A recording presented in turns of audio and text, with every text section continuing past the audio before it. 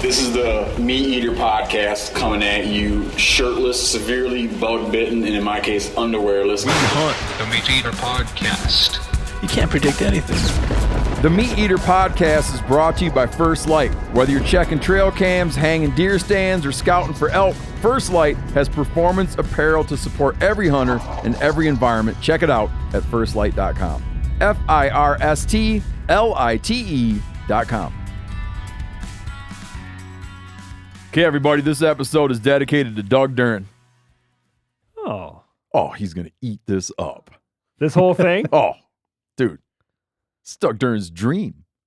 That's because this is a special edition called Ask a Farmer. But it's not any farmer. We're joined by Will Harris, fourth-generation farmer of White Oak Pastures in Georgia, now author of a book, A Bold Return to Giving a Damn, One Farm, 6 Generations in the Future of Food.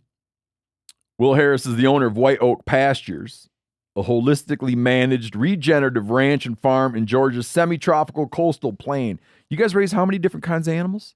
10.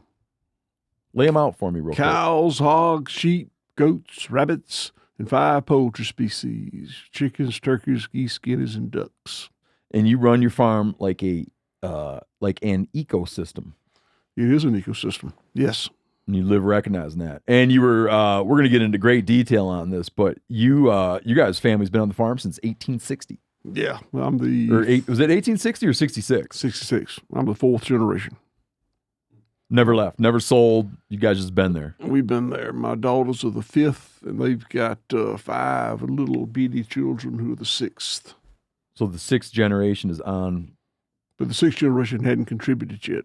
They don't do nothing. They don't do nothing. Well, it's just a testament to kids these days, right? But their parents are producers. Got it.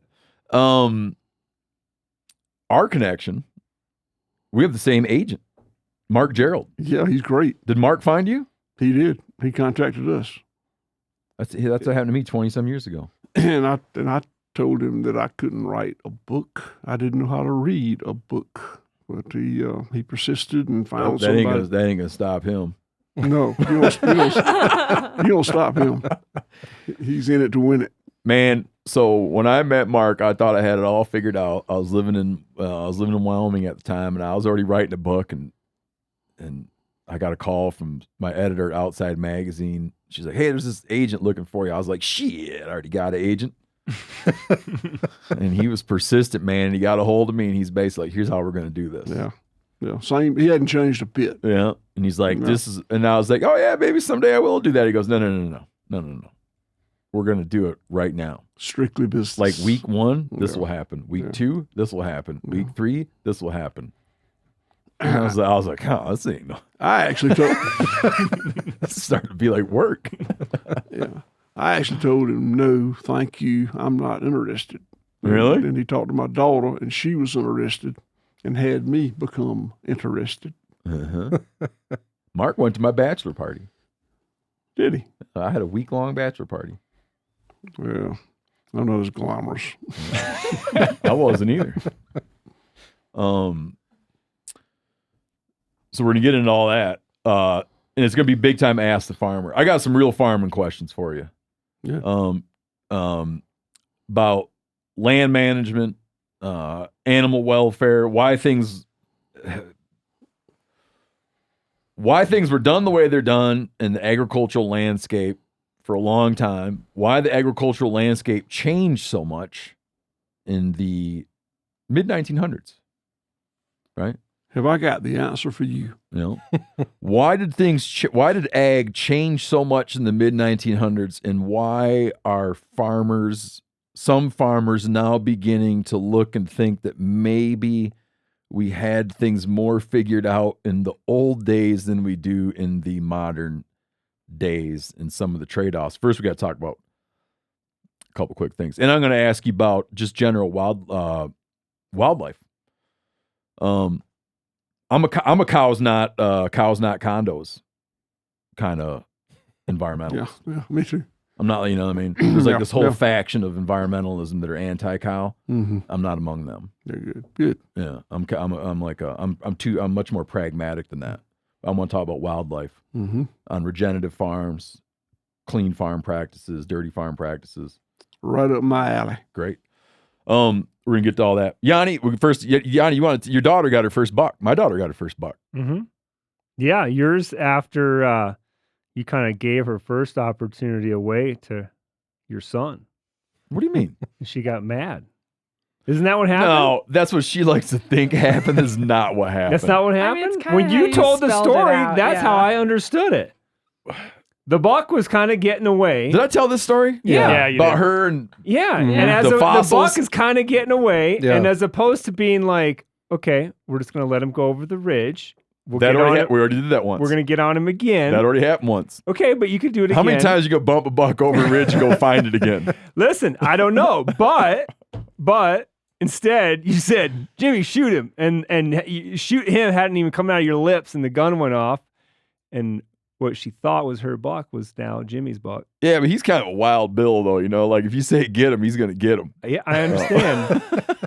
I understand. So you took her out again, and she got her first buck. Didn't even let her big brother come. I brought her and her little brother. I brought her and her little brother out, and we had a great little hunt. And on her sixth day of kind of more than that if you count just camping and traveling, she put in her sixth day of actual like real good wake up before it gets light out hunting. Mm-hmm. Got a buck, and she was ecstatic. The one mistake I made, she hit it good, hit in the lungs, ran up there too quick. Mm. I should have just said, let's just sit and wait a couple minutes. Oh, still because it was still Yeah, alive. because then a you get little up bit? there and it's like, and, you know, I mean, right? Like anything takes a minute to die. Sure. I mean, you know, usually. And she hit it right, she hit it through the lungs. Yeah. I should have said, okay, now you wait a minute, and we'll go up and have a look. And she'd have gone up and been like dead in a doornail. But instead, we hustled right over there, and she caught it. And you know how it all goes. Mm-hmm. Then I'm like, this always happens. It's just, it's not. It's like. So was that I said part- normally people wait and they don't even see that it happens, but we came up and it happens. They're going to breathe for a minute and they're going to expire, and it's not that you did anything wrong. You did everything right, but you just witnessed a thing that would normally be out of sight Mm-hmm. because it ran over the hill, or you wait a minute. She got over it. She was pretty upset. Because she For felt like like 3 or she 4 had minutes. done some Wounded it. extra harm. Yeah. Didn't hit it right because she just thought they go like, "Ugh," like in westerns. Mm-hmm. You know, the guy falls off the railing and he just never even twitches. I think that's what she was expecting. Any tears? Oh yeah. The ones associated with that moment, or the tears of getting her first buck? No, tears of that she didn't hit it right Yeah. and made it suffer. Yeah.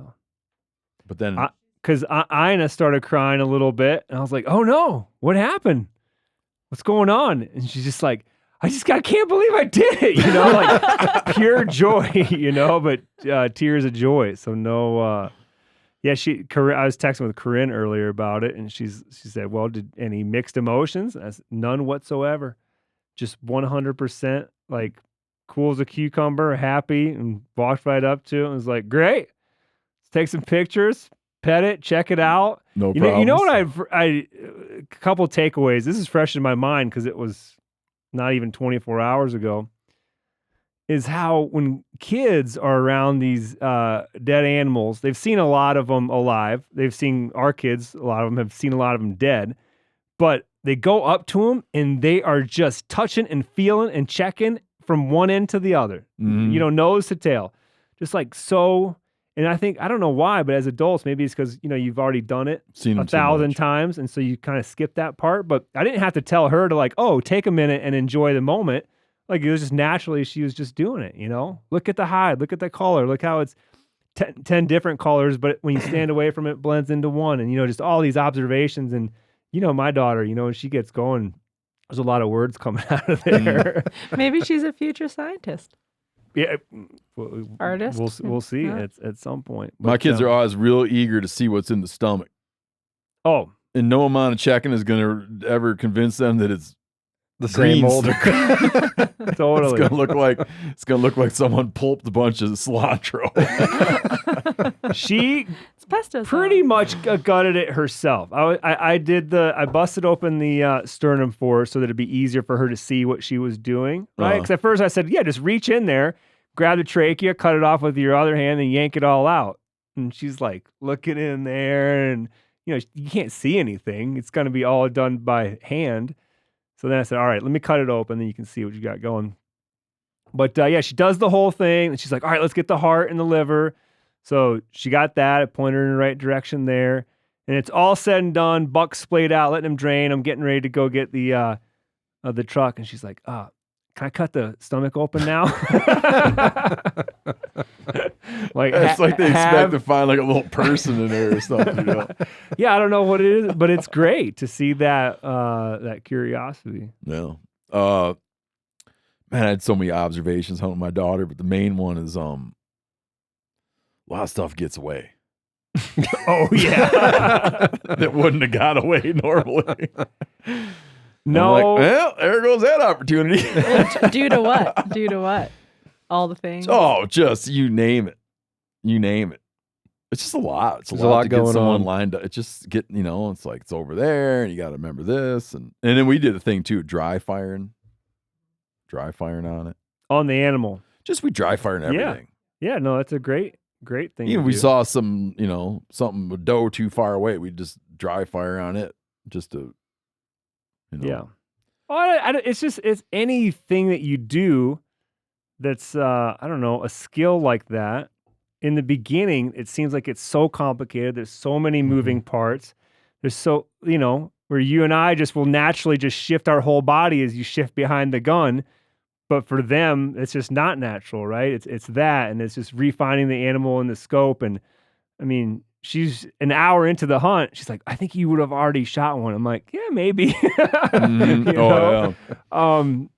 There's just a lot. But I think I noticed that too. But at the same time, I was watching her yesterday, and I'm like, man, her muzzle control is, I don't want to say impeccable, but it's getting there. And just like the way she handles the firearm is getting really good. Like, there's no like looking at the bolt and going, how does this thing work again? Right? There's just been enough repetition where it's all clicking right along, and you can see, and even like dealing with even though she's never gutted one, she's been part of that enough, and she's skinned enough and done all those little pieces that it didn't take us that much longer, than I would have gutted it. I mean, maybe 20 minutes instead of 10. Yeah. But you can see, I think down the line, it won't be too long until hopefully, if they keep practicing it, that you won't even need to say anything. Just hold a leg, When you get into hunting technique, there's all these things like you can go on and you hear people talk about, people, instructional people. They'll be like, oh, there's like fitness, there's marksmanship. But man, there's a lot of other stuff that no one's put a name to and no one talks about, but it's just how to be like, what does a deer look like that ain't going to stop? What's a deer look like that's going to stop in a second? Yeah. And you should be ready to shoot it. Yeah, I mean, it's just all this stuff. You realize like no one's ever put this in no one's ever put in the words. Like, what is a deer's demeanor? Mm-hmm. That deer is heading this way and he's clueless. That deer does that deer upset see about us? something that happened a little while ago. And he's kind of getting over it. Yeah, I always have I don't know what it was, but when I was at hunting last week or the week before, it's like every buck was kind of like tuned up, and every time I'd be like, he sees us. And I'm like, no, he doesn't. He's just, but it was like. He's upset about something earlier. Right, or he's just keyed up, and he happens to be looking in that direction, and I happen to be there, and you watch him for a minute, and then all of a sudden he's looking somewhere else. And he's giving that bush the same look that he just gave me. Yeah, we would get into that a lot. That deer's she's looking at us. I'm like, well, she is, but she's not. Yeah, right. That's exactly. She's looking at something past us. But if you wave your arms right now, she It'll will be looking at us. It won't be coincidental. I had some other observation I was going to say. Oh, did you carry your daughter's gun? I did not. I have Yeah, okay. in the past. See, I'm so much meaner to my boys than my daughter. So I was carrying my daughter's gun. And my older boy found out, and I heard him be like, "He carries your gun? Are you kidding me?" I'm like, "Yeah, I don't know. I'm nicer to her than I am to you." Real quick on the subject of land ownership. So, to return to my favorite subject, we've gotten more mileage out of the Wyoming corner crossing case than any other thing to ever happen. I've gotten a lot of great feedback from that podcast. Just text saying how With great the lawyer. Yeah, with the lawyer. How great it was to hear him lay it all out. You know, a lot of people, I was noticing, because we have the video of that on YouTube. A lot of people watch that on YouTube. The corner crossing lawyer speaks out. Someone wrote in, a land surveyor wrote in, backing me up on a point. I got one guy taking me to task, and I got one guy backing me up. This is him writing. In response to your recent episode with the lawyer from the corner crossers, I think it's important to get a little insight from a land surveyor, my profession for quite some time now. There's something Steve said in that episode and several other times discussing this issue that cannot be overstated. He continues, and that's that this was a surveyed and verified corner, meaning the much debated, contentious corner in Wyoming that led to this corner crossing case that, who knows, could wind up in the U.S. Supreme Court, was a certified and verified corner. So when these individuals use this ladder to jump corners and stay on public land while crossing over two corners of private land, they were doing this on a surveyed and verified corner. This surveyor goes on to say, when most of the section corners were set in the 1800s, it was marked by either a nearby rock, which was then carved and engraved in a specific way, a pile of flat rocks they found and stacked one on another, or they would cut off a branch from a nearby tree and bury that sticking out of the ground and dig 4 holes around it, one due north, east, south, and west. Many of these original section corners have been replaced with more modern monuments, most often a 3-inch aluminum cap on either a pipe or a piece of rebar pounded in the ground. You see these quite often. But others have not. Knowing this, unless you know exactly what you are looking for, and more importantly, where you are looking for it, you are not going to find the section corner.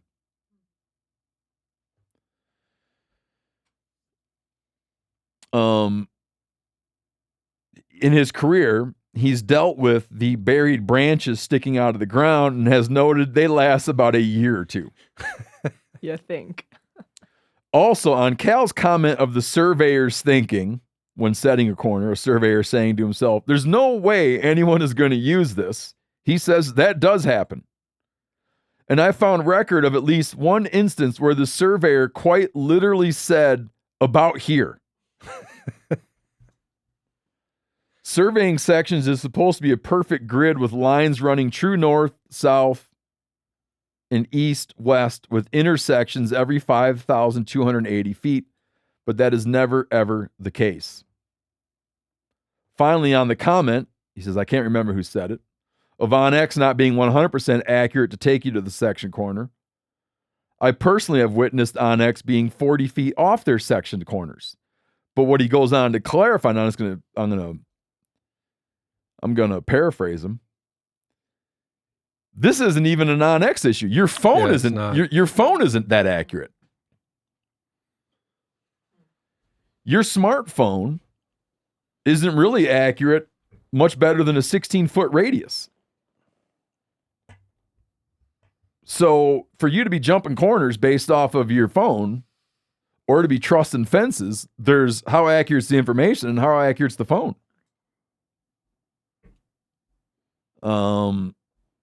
Sincerely, a land surveyor. Another guy reached out. I was saying I could always look at a feller and see. Hold on. I got a quick little retort to him. You're going to retort him? Not so much that, but I just wanted someone to clarify this. When I read that email, I got to thinking, well, if the landowners there have set fences, aren't they in some way saying, this is where I believe this corner is?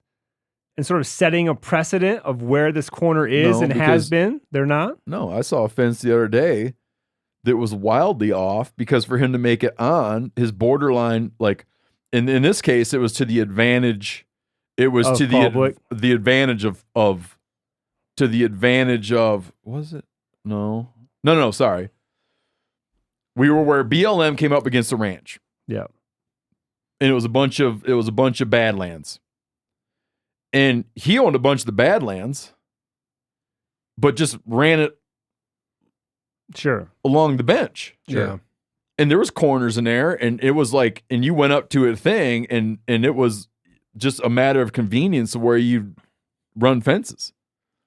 So I don't think that, I just think that like these things weren't on anyone's mind, you know? No, 100% not. But I'm just trying to figure out, like, because they're saying, yeah, don't try to cross this corner unless you have Know where it's basically at. go and have it surveyed, right? Yeah. Mm-hmm. But I'm just saying, if it was, let's say it wasn't Badlands, and you're in a prairie, and someone has set this corner to the best of their knowledge, can we all just agree that it's to the best of our knowledge, and you're going to cross the corner where the corner is?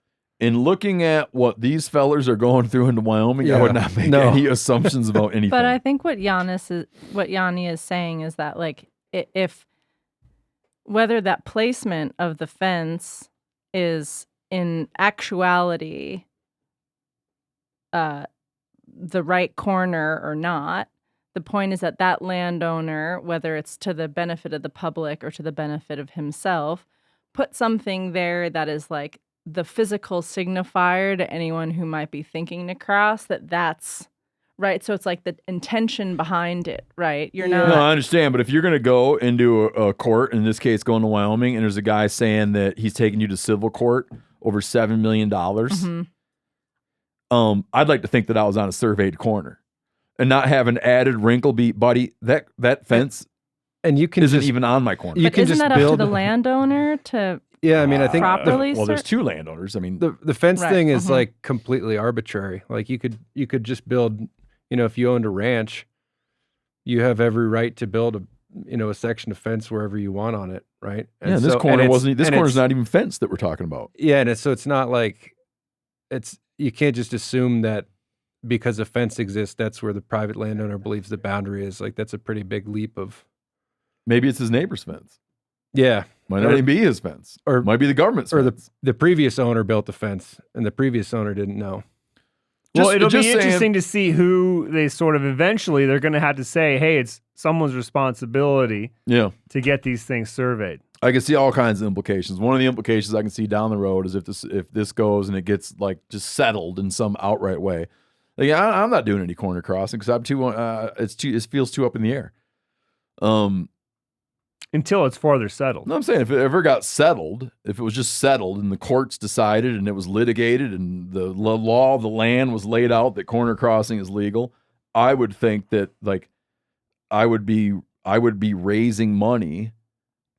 I would be raising money to survey strategic corners, like to find to codify in very strategic locations those places. But I just keep, as people are getting in, pushing these boundaries, I just think I keep reminding people that that where this happened was a surveyed corner, and that you can't go by to really actually be like placing your feet is very precise. Have you heard from And any of our game warden buddies here in Montana if corner crossing or trespassing is on the rise in like this hunting season? I haven't heard of anybody prosecuting it this year, and there's no way it didn't happen this year, but I haven't heard of it. That'd be good.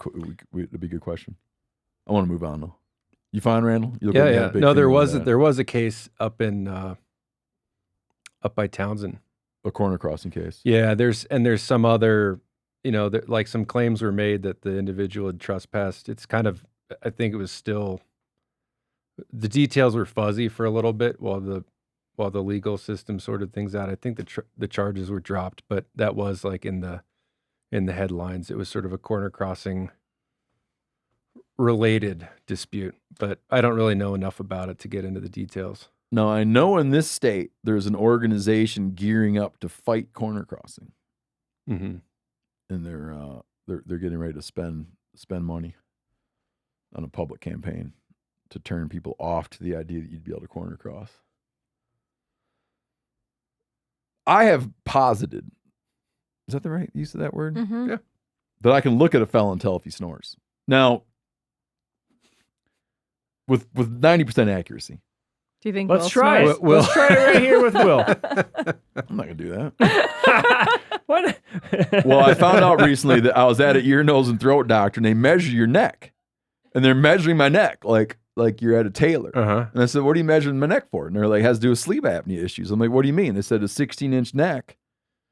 A 16-inch neck is more likely to have sleep apnea. Wait, is that like on the smaller end or the larger end? Like I 16 gather it's larger. plus? Oh, okay. 16-inch neck. Like around or length? Mhm. 16-inch Yeah. circumference. Yeah. Well, you know your Circumference. waist measurement from your Yeah, pants. right. Okay. right? Yeah. So, that's how. Yeah, they just put a tape around your neck, and I was like, "Why the hell are you doing that?" Will's buttoning his shirt up, and they were saying that that's a. They're looking at how likely are you to have sleep apnea, and they said they take notice at a 16-inch neck, so I thought was really surprising. And but it ends there or it goes 16 and up? 16 and up. Got it. Okay. Greater than 16 is like some marker for them to be like, oh, let's ask a bunch of questions about sleep apnea. Average is 15, Okay. according to the internet. Now, this guy says, reaching out because Steve mentioned in an episode that he can now look at people and guess if they have sleep apnea or suffer from snoring. It's not all that far off. This is from a dentist, a DDS. While we definitely see a correlation with neck circumference and sleep apnea snoring, one can also see snoring and sleep apnea in the shape of the jaw. Which I also didn't know that's what I was looking at. It's a theory. I think this is No, not hear him out. necessarily proven. Over the past 1,000 years, we have seen that about 25% of the population has seen a gradual decrease in jaw size, both maxillary and mandibular. Mandibular? I think it's mandibular. He also didn't cite the source, but According to archaeological evidence, 1,000 years. Well, I know it's getting a little sciencey. That really got you, Phil. Well, it's mainly because Corinne has it in the notes that like, please say this is just a theory. Well, listen, it's getting a little sciencey because over the past 1,000 years, we have seen that about 25% of the population has. It's like, who 1,000 years ago? Oh, I guess skeletal remains. Okay, I'm gonna take him at face value. He's a doctor. Well, DDS, you know. According to archaeological evidence, he goes on, 1,000 years ago, there was much more room for teeth, including wisdom. And there was not as much crowding in teeth as we see now. The working theory is that because we have domesticated the majority of our food supply and have selectively bred for hyper-palatable and easily chewed foods, the body no longer needs to build a large lower face to support chewing dense materials. If you're wondering what that is, that's that plain ass boring chicken breast that we get served all the time. I'm finding myself clenching right now to accentuate my jaw. Yeah. You don't have to because you chew on elk so much. I can't read like this though. The smaller jaw and increase in overall size of the human. Oh, so okay, we've gotten bigger. Jaws have gotten smaller. Has created a mismatch. That's interesting, and has pushed the tongue into the back of the throat, thus creating a more collapsible upper airway. This produces snoring and sleep apnea. We treat the disease with either a CPAP or what I do, a mandibular repositioning device. Hope this helps. which is a night guard. I wonder if that tongue going farther back into your airway there, if that makes it harder or easier to what's the term when you're diving and you gotta Oh, those Clear. clicks. Oh. clear, Yeah, Frenzel. Renzel? This is an argument that if you want to stop snoring in this country, cut your jerky with the grain, not against the grain. Get in the gym and do whatever. You get some, like a those bands, a resistance band, and train your jaw. Yeah, or just put jerky in the gym. Or like when you Or when you just clean eat the food that Will's producing. I'm just hypothesizing that may be why y'all talk so funny. I think that's it. Nailed it. Okay, last bit of feedback, and then we're gonna get on to we're gonna give our guest his due his at this point overdue allotment of time. Here's my thoughts on why Steve is wrong about gluten allergy and conservatives. Now, I have been saying for years, and I've been stating it as though it was a fact, that I felt that. Well, no, I acted like I had read this somewhere. that You would never. You read it in your diary. I felt just by my exposure to the world that I felt that gluten allergies were like that left-leaning people had a far greater likelihood of having gluten allergies. So much so that I didn't bother to look it up. Well, Spencer looked it up, and in fact, I was wrong. Conservatives are more likely to believe in ghosts, also surprised me. And conservatives are far more likely to order their steak medium rare, and they're no more likely to have a gluten intolerance. You're adding that up. Listen, no, the Well, medium isn't quite rare sure. thing. The medium rare thing is overwhelming. Yeah. Medium rare. But all of well, at least in South Africa, everyone likes their meat cooked. Probably because of food handling, and I mean, anywhere you go in the can you still say developing world? What are you supposed to call it? I think so. Anywhere you go in the I think that's developing fine. world, man, there's a lot of overcooked stuff.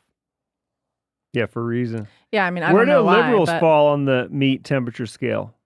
No. He just said the most common. So in the most common ordered steak is medium rare, but it winds up being that like conservatives are 64. Do you remember what it was? 64% more likely to order a medium rare steak. Anyways, this guy goes on to say, I didn't know this. He says there's a conspiracy theory floating around. Or no. There is a conspiracy theorist level correlation. I got to unpack that sentence. Yeah, Corinne's trying to throw in hyphens to make it make more sense. Yeah. Just to put some, she's Just randomly doing some- throwing hyphens in there. There is a conspiracy theorist. No, you did the hyphen in the right place. Right. I'm just trying to clarify. There is a conspiracy theorist level correlation between the consumption and exposure to glyphosate, commonly marketed as Roundup. Is that fair, Will? Did I say that right? That glyphosate is Roundup? It is Roundup, yes. And is Roundup the only widely available glyphosate? Or is that's just a product name? They had the patent on that molecule for a long time. Okay. And I think there may be some knockoffs, but yes, they own that market. So like Roundup, you would say is glyphosate. Yeah, which used to be Monsanto, is now Bayer. Got it. Bayer. Mm. There's okay, I'm not gonna read that part again. To my understanding, the more exposure to Roundup you have, now we are way into areas where I am not here to verify any of this. I'm not saying it's just because I'm not saying this from a legal exposure standpoint. I'm just saying this from like I don't know, this gentleman, Waylon. Of course, this guy's name is Waylon. I love this guy. To my understanding, the more exposure to Roundup you have, the higher chance of developing a gluten allergy. Then he goes on to say, if we are making far-fetched correlations, to which I would say, are we? If we are making far-fetched correlations, then it is easy to assume those in rural areas, farmers, land managers, and general folks living around farms and ranches, are at a higher exposure rate of glyphosate due to farming practices and availability of the chemical. I once walked into our local ag office to get some mean chemical that you needed a permit to buy. This is not me, this is the gentleman that wrote in. The nice lady asked me what account to put it under.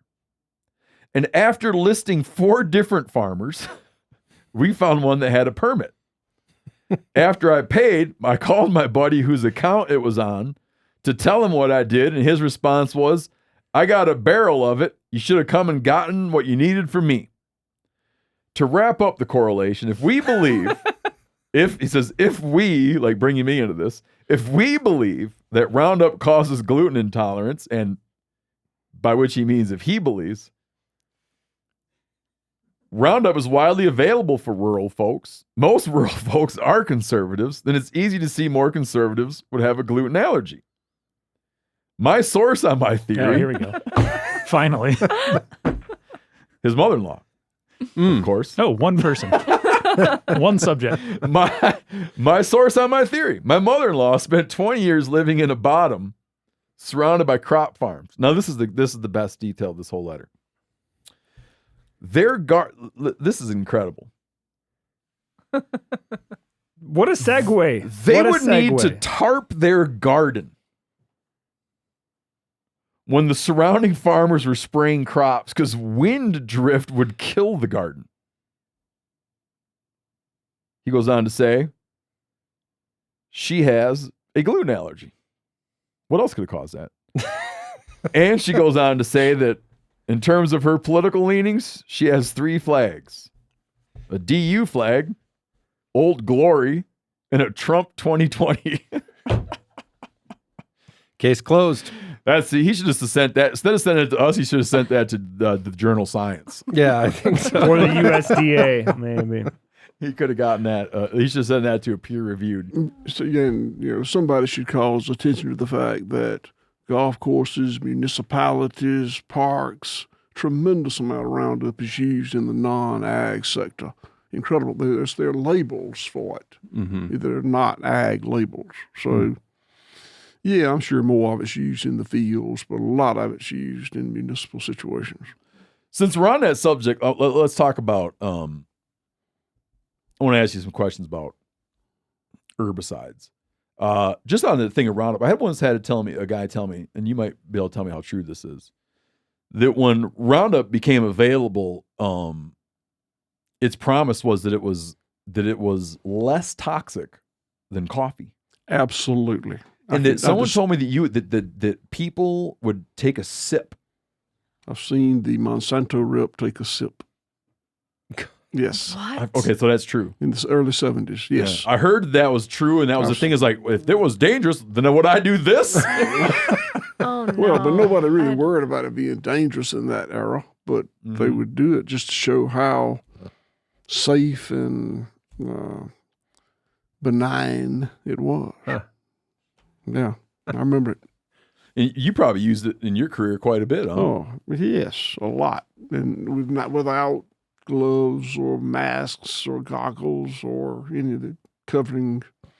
It was just, matter of fact, I was in the custom spraying business for a period of time when I was uber industrial, spraying crops. And I had people hired that sprayed Roundup and other herbicides, insecticides, pesticide.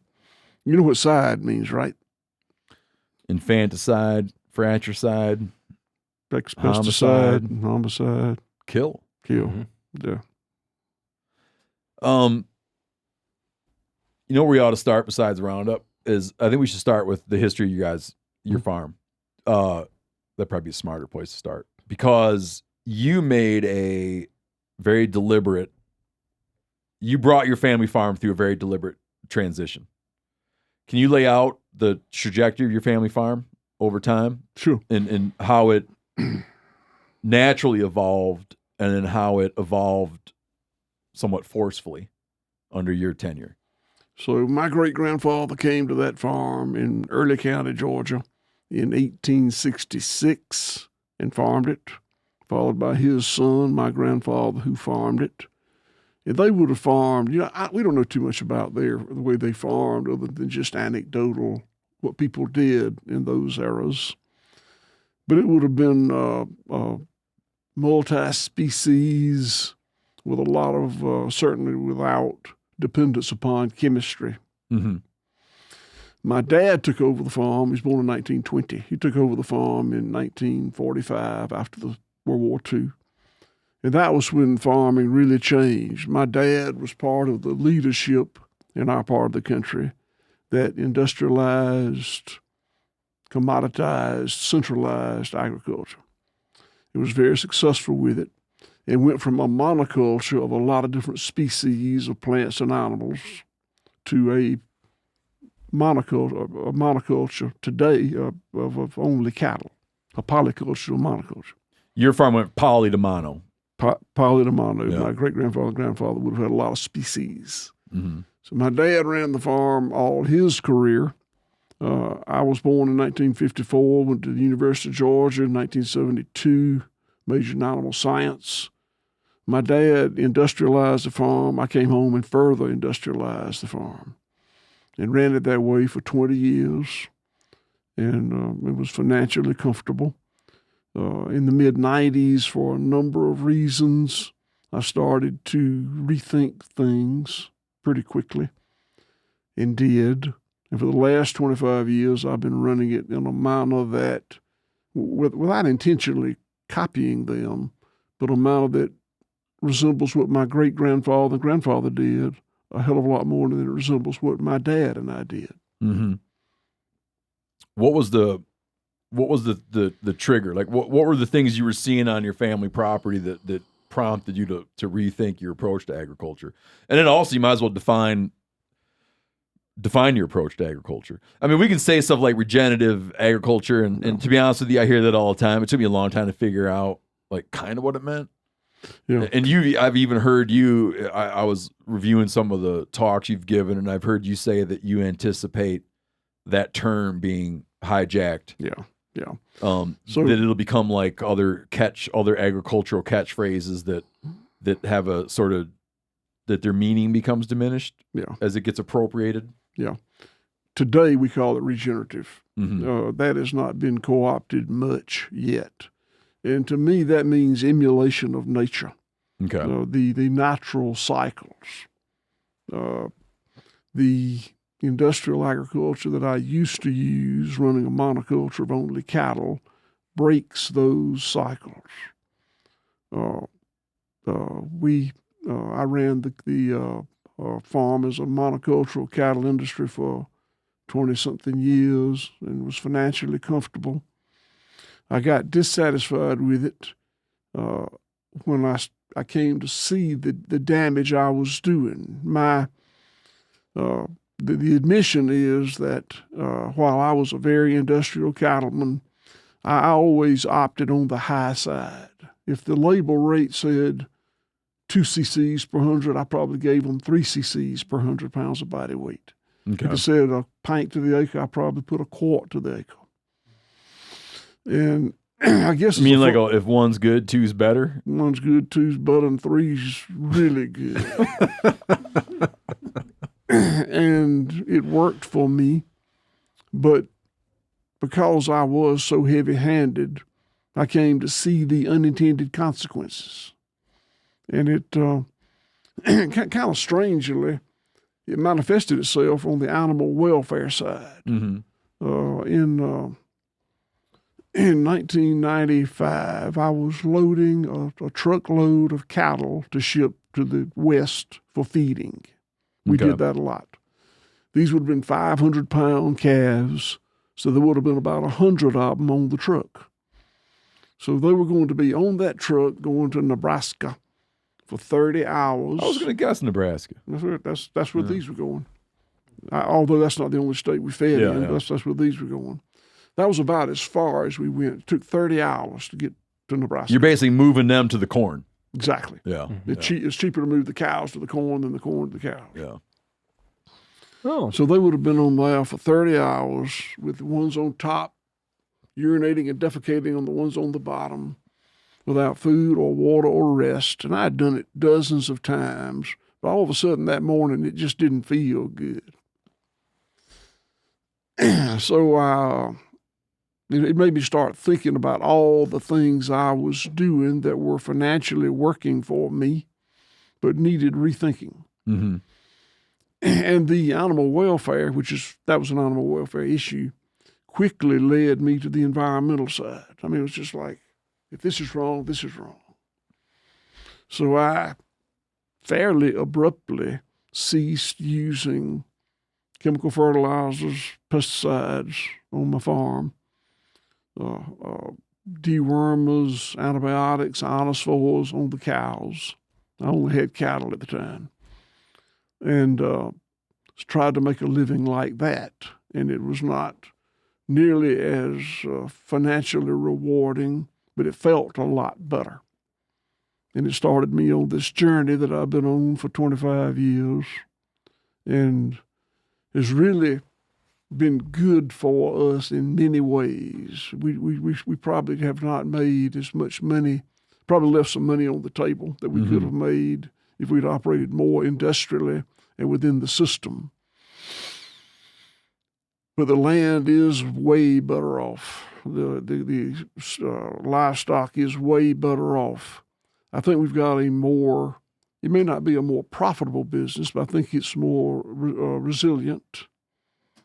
And 2 of my 3 daughters and their spouses came back, and I'm pretty sure they would not had I continued to farm industrially. So it's been way more good than bad. They might not have been drawn to it. No, they would not have been. I never wanted to do anything but run that farm. But my daughters were raised the way people raised children in the 80s and 90s. And, it was about ballet and gymnastics and karate and soccer and softball. And, they would not have come back to the farm. Let me give you a question about raising cattle. I've picked up a handful of bit. I know a little bit, and primarily I know stuff about raising cattle just from hunting on people's farms and ranches. And you always go like, so what's that and that? I have zero background in ag. I've just picked stuff up through exposure. But when we talk about the system, you're now capturing the entire system, meaning you've got cows they'll be bred and born on your farm, and you'll sell the burger at your store. And we have a slaughter plant on the farm as well. Yeah, you're running the whole damn deal. Vertically integrated. Let's go back to when you were a boy. Tell me what portion of that process you were capturing as a boy, just so people can see a little bit of this. What portion of a cow's life were you in charge of as a boy, and then what portion are you guys doing now at White Oak Pastures?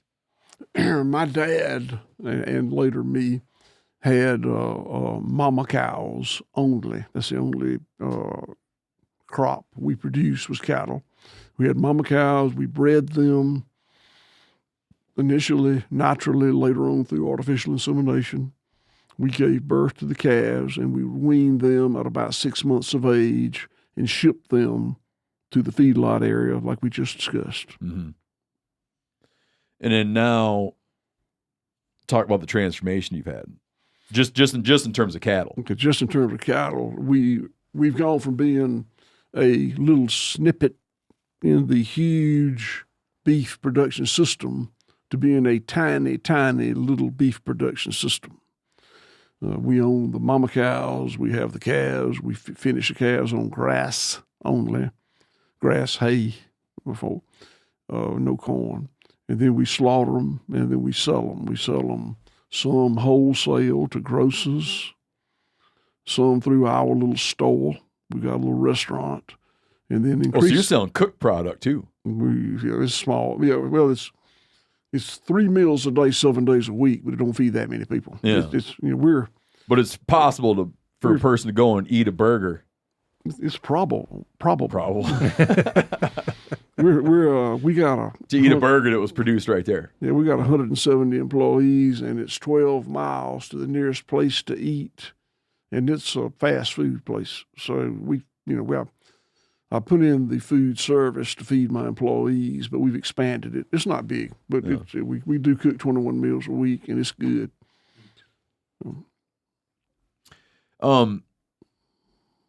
What the economics changed completely, right? Oh yeah. I went back and looked, and I never, from the time I graduated from the University of Georgia in 1976 until I started changing the way we raised cattle in 1995, I never lost money. I paid taxes every year. Now, we didn't make We didn't make a hell of a lot of money, but we lived comfortably and we're consistently profitable. I had a number of years of losses when I was transitioning over, and I was very fortunate. I had inherited a nice paid-for farm and made a little money of my own, so we were able to survive it, but we had to survive it. And then what do you guys do? Talk about how you compost. I understand this to be true from your book. Do you guys, instead of sending shit off to a rendering plant, you guys are handling that too? Yeah, we are. Yeah, so we generate. Like, how does that even? How does that work? I mean, I could picture dragging it out and letting it rot. You wouldn't want to do that. Yeah. But I mean, I don't picture what it even like composting a carcass. It's very different. So, of course, there are some whole carcasses because when we have death loss, we compost them too. But most of it is packing plant waste. That's what USDA calls it. That would be eviscerate, hooves, feathers, gut fill, whatever's not marketable, skulls, central nervous system tissue, which we can't harvest. Yep. Brain, spinal cord. So, but we generate about 9 tons a day, 5 days a week. And we compost it. 9 tons a day? Yeah, it sounds like a lot. Well, it is. So you pick up a cow's stomach. Well, yeah, and you can see that adds up. Yeah, and it's a lot of moisture. I mean, there's as far as dry material, it's probably 80% moisture. I see. You got to deal with it, but that's. So we do compost. Composting is taking a nitrogenous material, animal remains, and a carbaceous material. In our case, it'd be peanut shells or wood chips or whatever people give us. It's not homeowners, but the asplint or the peanut shelling plants. And there are rules. When you say, you mean the tree, the big power line tree company? Yeah. Asplin? Yeah, I know that outfit. Yeah. They dump those wood chips on. We make it available. Not for anybody, but for people that we trust to dump carbaceous material there. Can I tell you a quick little side tidbit about So, they do those big power line, gas line projects. I used to sell firewood. And when they would go through a big landowner, I'd go in there and broker a deal to get all that, and I'd sell all that shit. That's the same thing I did. They just leave it laying, man, like mostly cut up. And I would go in there and bucket it into 16-inch lengths and split it and sell it. Yeah. And people would be glad I did it. Well, I'm glad I found them too. And there are ratios of nitrogenous material and carbaceous material that you mix. There are rules you go by. We have a thermometer with a 5-foot handle probe on it. We stick in there, or my guys stick. But are you grinding up the cow? Not anymore. I used to. I have a grinder, but we struggle to keep it going. And really, except for the bones, it comes apart. The bones become very porous. I should tell you this: it takes 6 or 7 weeks to compost that animal material. But it has been recommended to us that we let it sit for a year. If you let it sit a year, the compost becomes less bacterial and more fungal, and it's better for the land. So we let it sit a year, and not only does it become more fungal and it's better fertilizer, but those bones become porous. You got to give this to me like you're like you're gone out of town and you're explaining to me on the phone what I need to do. Okay. So my guys put the carbaceous material, peanut shells or wood chips, into long windrows. Okay. On the surface, not subsurface. No, on the surface. Okay. Yeah. And by the way, we move this operation around the farm. You don't want it to sit in one place too long. I fear it might be too much at some point. So we move it around every year or so. But the animal material goes onto a little dump truck. Right out of the plant. right out of the plant. Okay. And every day, maybe twice a day, at least once a day. And they'll take it up to the composting area, wherever that happens to be right then. Mm-hmm. And they'll take a big Caterpillar front end loader Mm-hmm. and build kind of a bed of the carbaceous material to back the truck up and dump it in. So Okay. it's dumped on 24 inches of carbaceous material. Peanut shells, wood chips. Mm-hmm. Got it. They dump it, then they cover it up with more of the same. Again, 18, 24 inches. Okay. And here's a little fun fact. If we do a good job covering it up, you never smell it and you never see buzzards or vultures. That was my next question. My Yeah. next question Yeah, was going to be about buzzards. I beat you to it. I beat you to it. All right, so let me tell you. Sometimes something happens, the loader's torn up or whatever, and we can't get it covered up as quickly as we want to.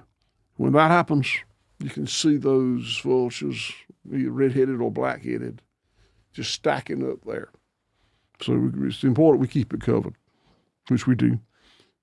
And then you let it sit a year. Well, you've got to mechanically stir it and take temperatures and record the temperatures. But as long as we do that, in 6 or 8 weeks, it will be composted, and then we let it sit a year. We pile it up, let it sit for a year. Then we spread it on our pastures. I've got a spreader truck with a 48-inch bed chain, so big bones can come out the back of it. We put 2 tons to the acre, and it is Seriously. it's magic. It's good. You're feeding that compost is feeding the microbes in the soil. This is important. It's feeding the plant. It feeds the animal. It's turned into feces or put back through the plant. So it's like magic. When something has gone through the process of being composted in those first 6 weeks, exactly what happens? It goes from what to what? It goes from guts and wood chips to compost, which is a stable, not hot anymore, stable, moisture-absorbing plant food that contains nitrogen and phosphorus and potassium, and in this case, a lot of phosphorus and calcium because of the bones. I mean, it's what is supposed to happen. The buffalo dies and rots, and it grows grass. What are the temperatures you're getting in those piles as it's working? Yeah, 150 degrees, and if it's not hot enough, they stir it and oxygenate it. Mhm. Take the front end loader. They make some really great, expensive machines that do that. I'd Yeah. love to have one. I ain't got one. But Does that process costing you money or saving you money? Yeah. Okay. Which pile is bigger? Yes. No, it's the right thing to do for a lot of reasons. Sure. No, I love it. I mean, I love it like just as a non-farmer. I love the sounds of it. I'm just curious, like, is it a cost sink or is it a great way to fertilize? It's a great way to fertilize. It costs money. We've got some equipment and a couple of guys, dedicated to it, and that has a cost. But the plant fertility, land fertility that I get out of it, you couldn't afford to buy it. It's wonderful. It's great. We can talk about this later, but the organic matter in my soil on my farm has gone from 0.5% to over 5%. 10x more carbon in the soil. And that no shit. no shit. I think, or some shit, but When mostly plant-based. When do you think that? Okay, let's say we knew that if you went back to 1923, okay, so we go back a century. Yeah. You think that it might have been around 5? I don't know. I mean, that's a great question. I've asked some people, Huh? but I don't know anybody that was doing much carbon sampling in 1923. No, I guess mean, you wouldn't even have thought to look, right?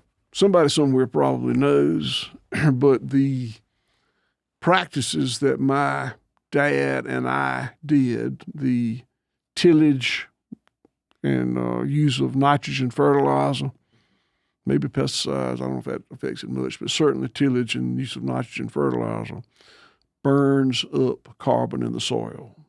Just makes it go away. So when you've got soil that's 0.5% organic matter, which is what mine had gotten to, it's a dead mineral medium. So let me tell you this. 1% organic matter, I'm told, will absorb a 1-inch rain event. So on an acre of land, a 1-inch rain event is 27,000 gallons of water. So my farm now will absorb, I believe, 5 times 27, 5% organic matter times 27,000 gallons. That's a lot of water. And we get a lot of water. I'm about 80 miles from the Gulf of Mexico. We get 52 inches a year. And a lot of it's in big rain events. Not unusual to have a 5-inch rain, but I got 5% organic matter. Now, that don't mean it all soaks in because it comes too fast. But if it came slowly enough, we'd absorb it all. And the benefits of that compared to soil that's minerally, that pretty much just like sifts through water and the water just percolates Yeah. right. I'm in the Gulf Coastal region, which is an ancient seabed. So the soil is pretty sandy compared to what you've got here. And it won't hold the water, and it doesn't have the minerals. And we're putting a lot of minerals out there because of all that, the bones and whatnot. It's one of the best things I ever stumbled onto. We when I first built the slaughter plant, getting rid of eviscerate, animal waste was a problem. We had to pay somebody to come get it. And I didn't have a big enough plant for them to come every day. So that meant I was going to have to refrigerate it. It just had a lot of problems. Well, you were refrigerating that stuff? No, I never did. Oh. I was going to have to. Got it. The people do refrigerate it. Of course, it takes a lot of room, and it's nasty.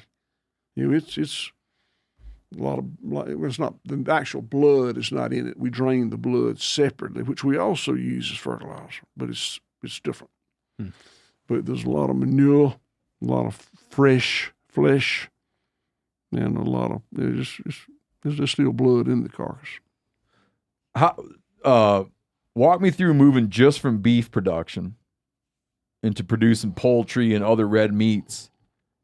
Was that because you thought it'd be fun, or did you need to do that to try to hit the same finances? Like you couldn't make it work with beef. So, but it wasn't just financial. I mean, it was certainly financial. Everything I do is financial because I got to make it work. But when I changed from the industrial production model that I was deeply entrenched in to this model I'm in now, I didn't realize I was going to have to add other species, but I did. I started having weeds that previously I sprayed it with Gray's Own P&D, which is another herbicide that we didn't talk about. If I had insects, I sprayed it. I used all the sides to just get what you wanted out of the land and nothing else. That's right. Yeah. That's right. So what we probably will talk about eventually here is monocultural production. Mm-hmm. Monocultural production is bad. It's what modern food production is based on, but nature abhors a monoculture. Nature, I don't believe, you've been all over the world, I don't believe you can name an ecosystem in the world that's a monoculture. I don't think it exists in nature. Nature wants a smorgasbord of animals and plants and microbes living in symbiotic relationships with each other. And that's what we try to do, but I didn't know that back then. Mm-hmm. So I was going to continue my monoculture of cattle. I was just going to give up those technical tools that I keep naming. And I found out that I couldn't do it. That, the weeds came and smothered my grass. First of all, the grass that I planted was Tifton 85 Bermuda grass, which is a super hybrid Bermuda grass bred by the University of Georgia that requires incredible amounts of nitrogen to live. Now, it grows like crazy, but it just takes a lot of nitrogen. And when I quit putting chemical nitrogen out there, I started losing that stand. You know that term? Oh, yeah. And then all kind of crap came. And instead of using Grazone P&D to kill the crap, I didn't have that anymore. So we added sheep and goats, which are ruminants like cattle. Because you needed something to eat all that junk. That's right. Correct. And then later I added poultry. And of course, poultry's tough now. We're struggling with poultry. I'm not sure how that's going to work out. But we... What's tough about poultry? Being able to charge enough to make it worthwhile? Yeah, that. So my beef probably cost about 30% more than industrial beef. Mm-hmm. We could argue about it, but that's close. My poultry probably costs 300% more than industrial poultry. Wow. Because the smaller the species, the more handily it lent itself to industrialization. So when we industrialized cattle, which my dad was part of that movement, put them in big 100,000 head feedlot. He never had 100,000 head, but they do. He had a 500 head feedlot. Put them in those feedlots, and and then take cost out of production. So with poultry, they're so small, they lent themselves to that industrialization. You can put 30,000 of them in a chicken house, and one guy can probably handle X chicken houses because it's highly mechanized. So we just took so much cost. I was in Boulder, Colorado at the Boulder-Rama Hotel years ago. Boulder-Rama? And how you say it? I don't know. It's something like that. It's the Cowboy Hotel there. Kind of a landmark. And I ate supper there. And I had just built my poultry business and spent $1.something million on the processing plant. And it wasn't working financially. And I was worried about it. And I was waiting on them to bring me my supper. Y'all eat dinner, we eat supper. No, I grew up eating supper. Yeah. Listen, man, I had to make a decision when I started college. I had to train myself to stop saying supper because I noticed that no one said that. We have a different I had to be like, we had the same college experience, but had different decisions. I went to the University of Georgia with a bunch of my buddies, and I mean, just it seemed like as soon as we got there, they say, "Hey, you guys want dinner?" What happened to y'all want supper? So I dug in a little deeper.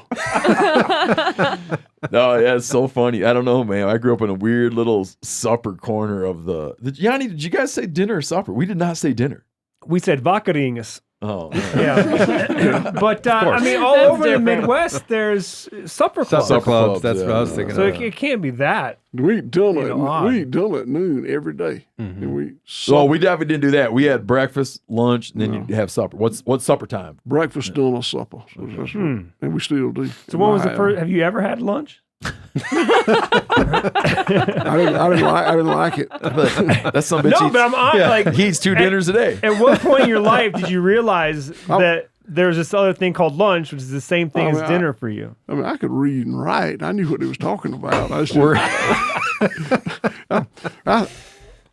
I talk real slow, and I think pretty slow, but I put that dinner thing together. So.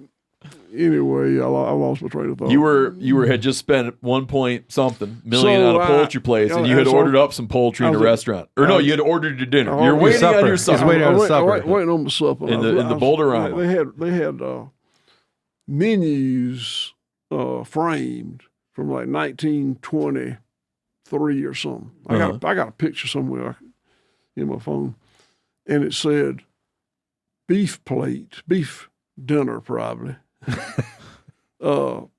99¢. Pork dinner, 99¢. Chicken dinner, $1.30. Oh. So, you know, At some point in time. before we industrialized, we took all the costs out. But Now that would say $39, Yeah. $37, $19. yeah, Right. something like that. So we, anyway, that's we struggle with poultry. The definitely, So that was like when you saw that thing, though. It hit you something about the out of whackness of where we've gotten with cheap poultry. He's one of those say, shit, I wish I hadn't done that. I wish I hadn't built it. I wish I hadn't built that plant. And you know, and we're fixing to we're cutting back on our poultry because we have lost so much money. I still want to do it, but I'm not sure how it's going to look. But So you haven't turned it around? No. And you can't find a market that will pay enough to keep it going. Not on enough birds. And I tell you something else. I don't think I'm a very good poultry farmer. I'm a really good beef guy. You know, when I moved from beef to sheep, that was the first species I bought. I said, you know, they just like little cows. I can do that. They're not like little cows, but it's hard. So then, you know, we got reasonably good and hired some people to help us. Mm-hmm. Then I got ready to put goats out there because, you know, goats and sheep are both small ruminants, but sheep eat forbs, goats eat scrub for the most part. You need both of them. So I got goats. I said, you know, I've learned how to run sheep. I can run goats. So then we got birds, and I didn't know how to do that, and hogs, I didn't know how to do that. And I'm still not, I don't think I'm real good at it. But Is the hogs making money? yeah, hogs are making money. Is goats making money? Yes. Sheep. You know, the reason the answer is yes, but the reason I'm not saying hell yeah is we, you know, in a farm like ours, where everything is integrated and working together, it's really hard to identify a single line. Oh. So let's talk about the difference between linear and cyclical. Okay. Can we do that? Yeah, please. Most businesses are very linear. You know, just next. A farm is meant to be cyclical. It's close to nature. You know, for the inputs, and it goes around and around. The waste stream coming off a cyclical business like a farm is a very small arrow. Mm-hmm. But the complexity of it is it's really hard to know. So I told you I'm losing a lot of money on poultry, and I am. Don't believe it, talk to my accountant. But he's not accounting for the additional fertility that bird manure puts out. All the feathers and carcasses that's an extra income stream that's not showing up on my financials. Mm-hmm. Yeah. So it gets very difficult. You know, there are reasons there are a lot of cyclical farms that are on the stock exchange. You know, it doesn't manifest itself in monthly reports or quarterly reports or annual reports. It manifests itself generationally. Help me understand that. Say that again. So most linear businesses, Okay. You can pull a monthly report or a quarterly report or an annual report and get a pretty good indicator of how your business is doing financially, economically. Oh, I understand what you're saying. In a farm, I may show I'm losing money, but if I'm moving it from 0.5% organic matter to 5% organic matter, it's not on there. Mm-hmm. Yeah, no, I understand. If my herd went from being well, you probably could report the numbers. I don't, but you could. But the productivity of your herd doesn't show up on there. No, I understand. I can just all that stuff's not getting captured. Dozens of You're things, rehabilitating the landscape, future generations. That's not showing up in your quarterly report. and it manifests itself as wealth generationally. we got a little management team. I used to run that farm, absolutely autonomous, just me. Uh-huh. And as it grew, we've brought other people in management, and we have a meeting once a week, Thursday afternoon, in my office, and we talk about things we want to do. And it never pays off in the month or quarter or year. It's all very long term, very generational. And I love that, but it's very problematic. Since you're selling all the stuff that you produce, and you know how many acres you got, you kind of have a rare. And I know this goes against a little bit of what you were just saying, that you don't do a quarterly report, but you probably wind up with a kind of rare glimpse for an ag producer into this acreage spins off this many dollars worth of food. Because it doesn't get lost in some broader equation. Meaning if you grow corn and you're selling corn for ethanol and you're selling corn for feed, you would never answer the question like, oh no, my corn helped produce X gallons of ethanol gasoline, and my corn helped produce X pounds of beef down the road. But at the end of the year, you know. Like you know how many dollars worth, how many units, however the hell you want to measure it. No. You know what came off that place. Yeah, we do. I mean, we know that. We got that. I got. I mean, that's got to be an interesting number. Does that ratio, as you become better and learn this, has that like dollars of off-put per acre of land? Have you gotten better at it? Yes, a lot better. And I don't even need to look at those financials. I can tell that riding around in my Jeep. I mean, it looks better. I can. It looks better. Years ago, I was with my friend Kevin Murphy down in Kentucky, and we were driving around hunting cottontail rabbits. And he was telling me it was going to be a good day of hunting because we were going to an Amish farm. And he said, that's where the game is at. The game is on the Amish farm. And he pointed to a number of farming practices. And this is going to sound like horror. I don't mean, it's going to sound like I'm generalizing. He had you just got there, it looked different. He's like, the practices are different. The equipment used is different. The philosophy is different. They're hell on predators. They have dirty fence rows. It's just different. And you go there, and all the time running around, man, the only quail we saw, heck yeah, was on that Amish farm. And he'd point around and be like that, but you just knew when you got there. You're like, wow, it is a different looking farm. All right, so absolutely, yeah. Speak to that a little bit, because you'll have the vocabulary for it. Well, so there are one of the most beneficial creatures on my farm is a dung beetle. It's a beetle that is flighted beetle that is drawn to fresh manure, particularly cow manure. And when the dung beetle gets there, it somehow gathers the most nutrient-dense part of the feces, and that fresh, always when it's fresh. If it's been there a while, they don't go to it. And it digs a vertical 18-inch shaft into the ground, about as big as that pencil. And the dirt comes up in the top of the manure. And it lays its eggs in the bottom and packs that tunnel with the most nutrient-rich part of that manure. Huh. I know the animal, but I didn't know they did that. Oh, man, it's wonderful. Yeah, you couldn't pay someone to do that. Well, guess what? We saw dung beetles when I was a kid. I didn't see them anymore. Because if you give cattle wormer to kill the worms in the system, it's toxic to the dung beetle when they lay the eggs in the feces. Oh, no kidding. Really? Yeah. So when I saw dung beetles, I know right where I was. I was driving along. I saw that dirt at the top of that fresh cow manure, and I slammed on brakes and backed up, and it was dung beetles. I got, there he is.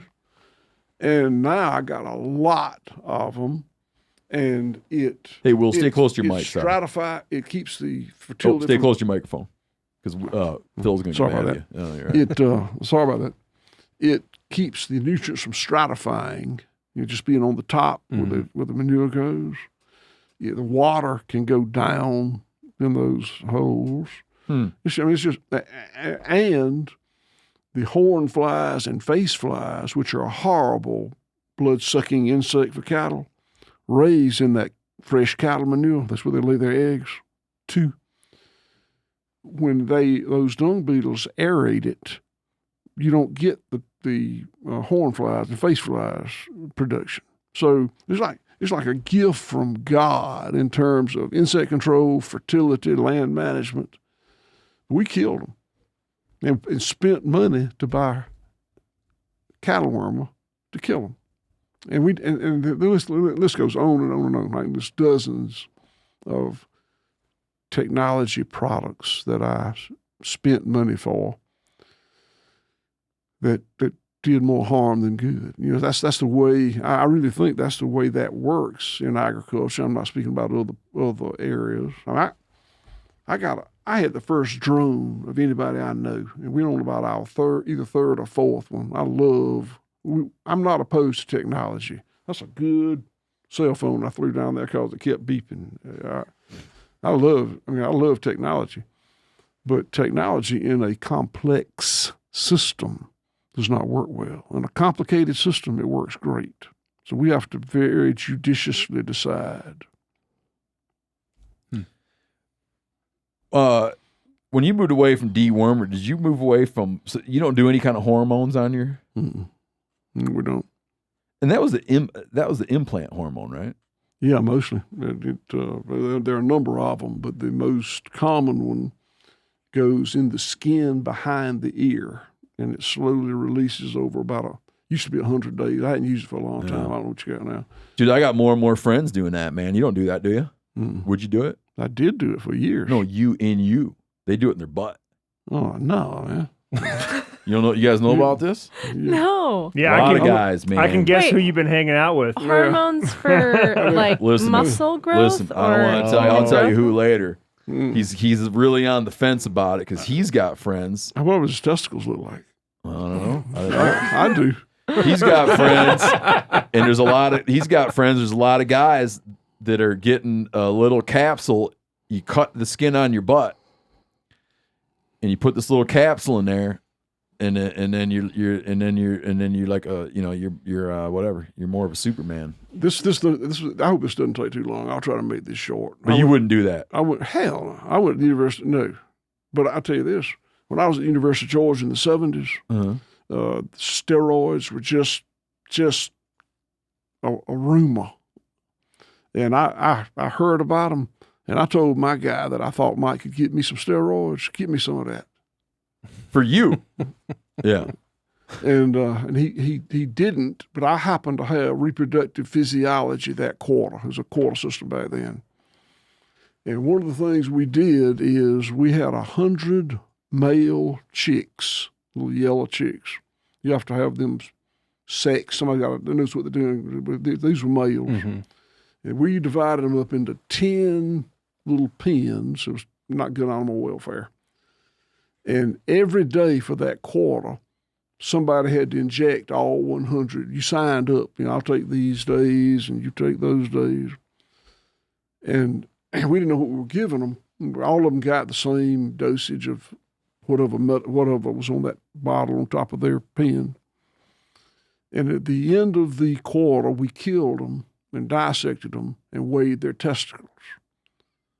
And I was really starting to want some steroids because those on the end down there, they had the comb had dropped off those. Oh yeah. And when you open the pen, they'd come at you. On the other end down there, like souped up chickens. Yeah, they would just still a little yellow. They'd run from you. So I said, "Oh hell yeah, that's that steroid. I'm gonna get me some of that stuff. I can't wait." So I hadn't got it yet. Last day, we killed them and dissected them. And those little birds that run from you on that end, it was different doses all the way up from 0 to whatever. the testicles that big. Those down there that had the comb dripping down, couldn't find them. A little gobble of fat that I guess must have been it. So I told my guy. Never Now, mind. that's a Cancel that scientific order. experiment. Well, I don't want to get into this too long, but there's a couple of details I got to add in here about this. Is the guys I know are post-reproductive age. I caught wind of this, and I told my wife, I'm like, listen, if these people that I know do this and they can start smoking me up a hill, I'm gonna have a hard time not doing it. Don't do it. Really? Yeah, I don't want to get You smoked. would? I don't want to get smoked up going up a hill. Is this human growth hormone? Is this I don't know. steroids? I think Is it's this... probably testosterone. I could start Or just naming testo- people, but I don't want to name them. But if it turns out that they went from me being able to smoke them up a hill to them smoking me up a hill, it's gonna be very hard for me to stomach this. Oh, I the feel gym. like it's Hit the such a gym a bit little more. bitch way to go. Just hit the gym a little bit more, man. One day you're gonna be 70 years old and you Do some ain't gonna give a yoga. damn how quick you get up that hill, and you're gonna wish all your stuff was still the way it used to be. There's a conversation I often have with my kids. My kids will laugh about, we'll laugh about stuff like my dad used to love to tell the story that when he was in the military and you would get your C rations, there'd be 3 cigarettes in there, right? And you talk about that you'd be on a forced march and they would call a cigarette break, right? And then, and we laugh now like, oh, how stupid.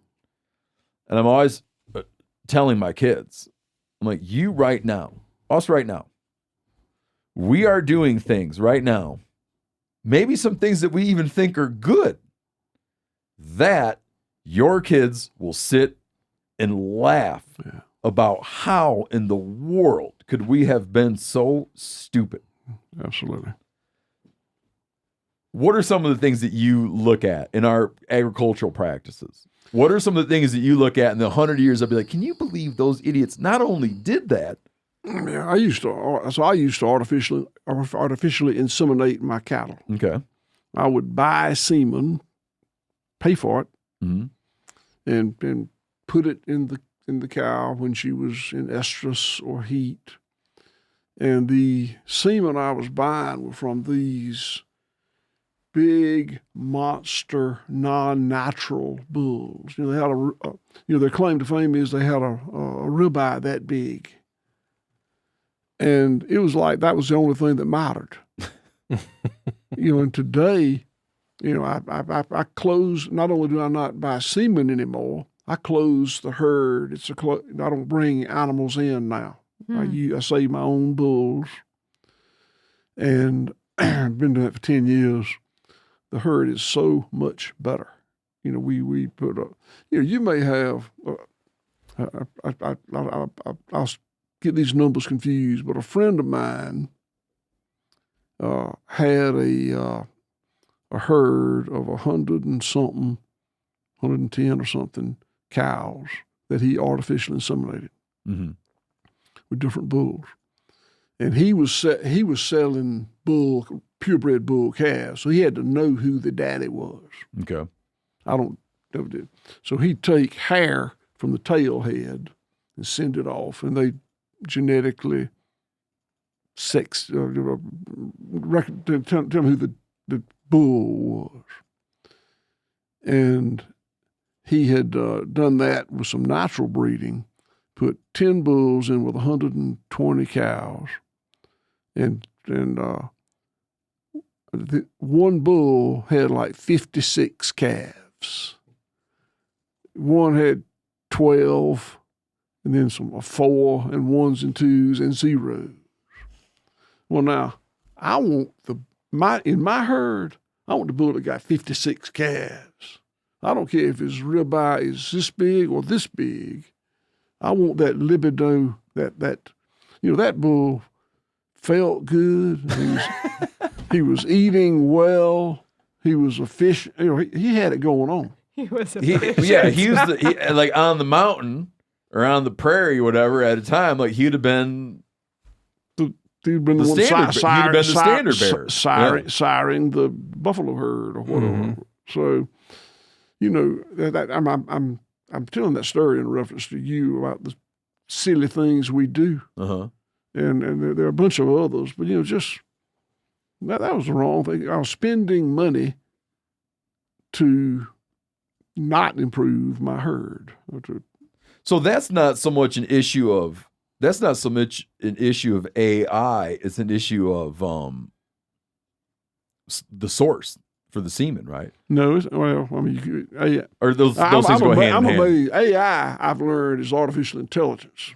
When I was, it's always been artificial insemination to me. Oh, I still think that's what it means. Good for you. You look younger than you must be. But in the argument for it, though, the argument for artificial insemination, as I understand it, you can correct me on this, an argument for it is that you can synchronize, correct? You can synchronize so that your cows are calving within a very narrow window of time. Those two separate things. So I'm confusing stuff. Okay. It's all right. I get it, but they do use hormone implants to synchronize the cow, but they could still breed them naturally. That's a separate shot. That okay. Yeah. So you can use a hormone to bring them into estrus or heat. Okay. So that you then, because they have the gestation period is pretty fixed. 286 days. Okay. So you use a hormone to bring them in at the same time, and then you can breed them naturally or breed them with artificial insemination to make sure that then when it comes to calving time, you have a narrow window, a narrower window of calving time, and requires less of your attention to be around to make sure everybody births out. Yeah, but you also don't do that, right? I don't. Mm-hmm. So that and it does, everything you said is true. But mostly people do that so they can put together a truckload of same size, same sex cattle. Sex is still, that doesn't control sex, and that doesn't mean anything to me because we slaughter cows 52 weeks a year. Uh-oh. So that's interesting. You've kind of pulled yourself away from that need. Everything. We pulled ourselves away from everything. Yeah. You don't need to have everybody on such and such day always 600 pounds. Don't want it. Don't want it. I want to have calves coming. Once so we have a herd where we are finishing our animals on grass, and once a month we shut that herd up and pull out everything visually that we think's big enough, just ready to slaughter. Uh-huh. And that's how we do it. And I don't want to have all of them 1 month. In 11 months, nothing going on. Does anybody hunt on your farm? Yeah, I did employees hunt. I was an avid hunter all my life. Ceased to do that when I got so involved with my career, and I still have employees that hunt. That's funny you mentioned that because I was like being brought up. We hunted different farms in our community. Mm-hmm. And my dad was, he was just in explaining why. I mean, at that time, farmers didn't hunt. I mean, they did not hunt. In our area, my dad's like, the last thing these people want to deal with is a dead animal. He's like, it's just like at the end of the day, you want to go out and have another dead thing, you got to mess with it because it's just not like a fun thing for him. Well, the way that worked in my community growing up is when we were kids, we were avid hunters and fishermen and trappers because that's what you did. My dad didn't know how to play baseball. He wasn't going to be able to tell me how to, that wasn't something that happened. So the way we kids spent our time was, and the television was a black and white television about that big, and nobody watched that. So we hunted and fished and trapped. And at a certain age, your daddy said, you coming with me tomorrow. 10, 12, 14, depends on the kid and the daddy. And then you were working. And, it wasn't that I didn't have time to hunt or fish. I did. I just had my interest. And oh, you mean when he said you're coming with me, he meant working? Yeah. Not hunting? Yeah. He's pulling you off hunting? Correct. He's pulling you off of hunting and fishing to get working. Yeah, and I could still have hunted and fished, but I by that time I wanted to run the farm. That was my goal. When you look at I don't want to embarrass you, but you've been public about how many acres you guys have under your control. Do you mind sharing? No. We own about 2,000 acres. I inherited about 1,000 acres. I bought about 1,000 acres.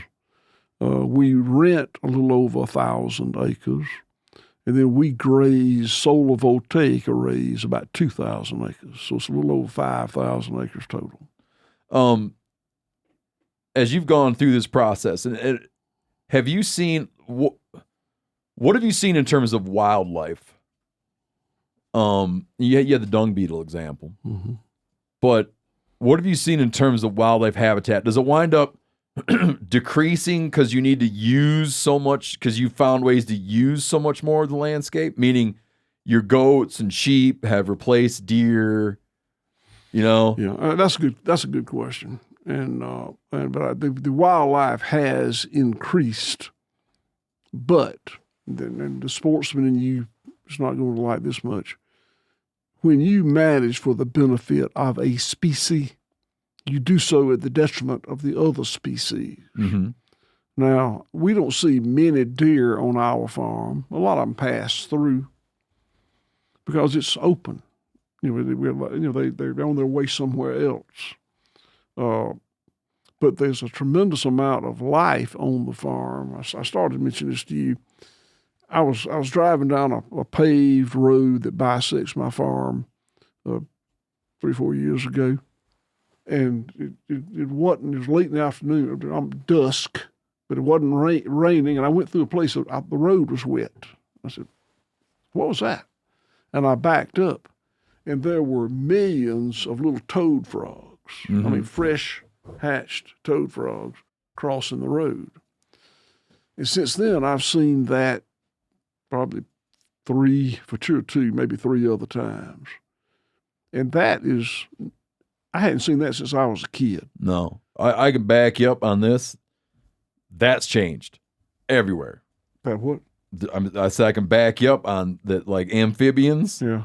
It's just changed. But I got, what I'm saying to you is I got them. Yeah, no, I'm with you. I'm hearing you. And they've been gone, and they're back. Yeah. I was raised frog gigging and catching crawfish and the other things. The amphibians, you're right. Amphibians are like the canary in the coal mine, the indicator that it ain't right. Mm-hmm. And they're back on my farm. That's got to be from a diminishment of the sides. We right? had 78 bald eagles on my farm. They were killing me. They were eating my chickens. And I told you, chickens has not been a good deal for us. Yeah. That's not even counting this. But there was 78. That's the DNR guy made that estimate. I don't know how you tell, but that was what he said. There's a bunch of them. And they were about to put me out of pasture poultry business. And we are very... Because you got your chickens running around out in the open. Yeah. Mm-hmm. It's not like an eagle would go in there and get a bird and eat it. I don't mind that. That's like tithing to nature. You do that. Yeah. But they would land and just kill and kill and kill and eat the anus out and kill another one and eat the anus and kill another one. And so a very talented poultry manager that I had hired figured it out, and our eagle losses went way down. So we fenced them. So I have guardian dogs, Anatolian Shepherds and Akbash and Great Pyrenees and combinations thereof. And they work great on nocturnal predation. But in the daytime, they go to the woods and go to sleep. And that's when the eagles come. So my poultry guy figured out how to put up that electrified webbing around the poultry house, so they can still get out, but they can't. The dogs, it wasn't to keep the chickens in; it was to keep the dogs from going to the woods. Oh, and it was very efficacious. So he was fencing the dogs literally, and it worked very well. We still have some eagles and some predation, but it's not debilitating the way it was. Yeah. So how? Tell me about the process of doing your book. Did you write it? Yeah. So the Mark Gerald, yeah. contacted me solicited writing a book about us. Did he make you do a proposal and all that? He didn't? Huh. It's No. interesting. Go on.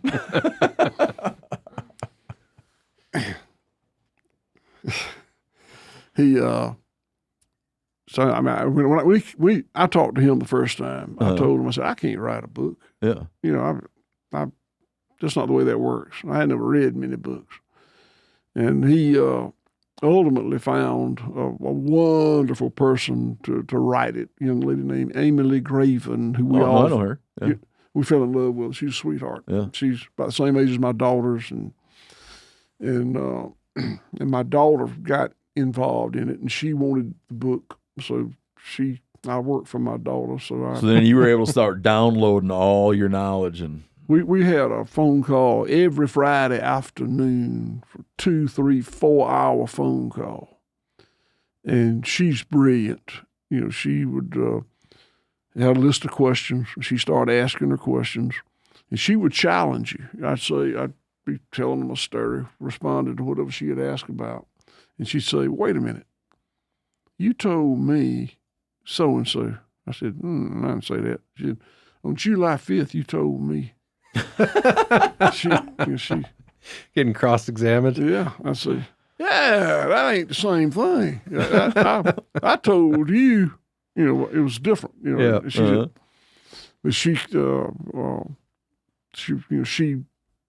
but when I read the book, I couldn't believe how right she got it. yeah. Well, no, I mean, it's like you're telling the stuff. It's all my stuff. But I just didn't know if you needed someone to help you with the organization. That's back on that linear cyclical. Yeah. If I start telling you a story, I'm probably gonna get off on something else. We know we'll finish that one unless you remind me. And that's the way this would have been.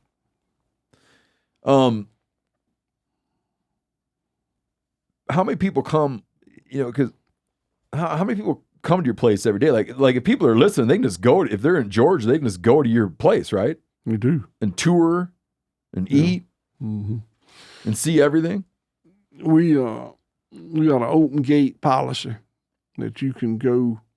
We do tours. And I really rather them do that. But you can't. They show up 30 minutes after you did a tour, and my daughters do them. Well, and they got people that work with them that do them. But we let them go in. We got maps. We give it to you. You can go anywhere you want to. You can ask anything you want to. We're under so much competition of greenwashed product by big companies that transparency is the sword we've got to use. Got you. Show it to them. You can look at it. We'll answer your question. And sometimes, meaning there's no whatever terminology you can use to describe to a consumer what it is you're doing, you're going to see that terminology mimicked by someone who picks up that word. Absolutely. Let me give you an extreme example. Okay. Okay, several I can give you, but in this country, you can import grass-fed beef from 20 other countries and label it product of the USA legally on the package. If value is added here, it's cut or wrapped or ground. Is that right? Yeah. Man, if you want to put product of the USA on a piece of sewn fabric, I know. Sure shit's a lot higher bar than that, man. Well, I'm telling you, the law got changed. I think it was 2015. We were doing pretty good. And the law got changed, and then suddenly, we're not doing so good anymore. But we had a big wholesale customer last week that my daughter was talking to, and they had I wasn't in the meeting, had a video meeting, online meeting.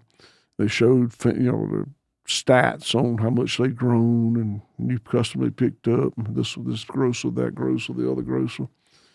They got down to the plan, said they're going to buy the same amount of product from us they bought the previous year.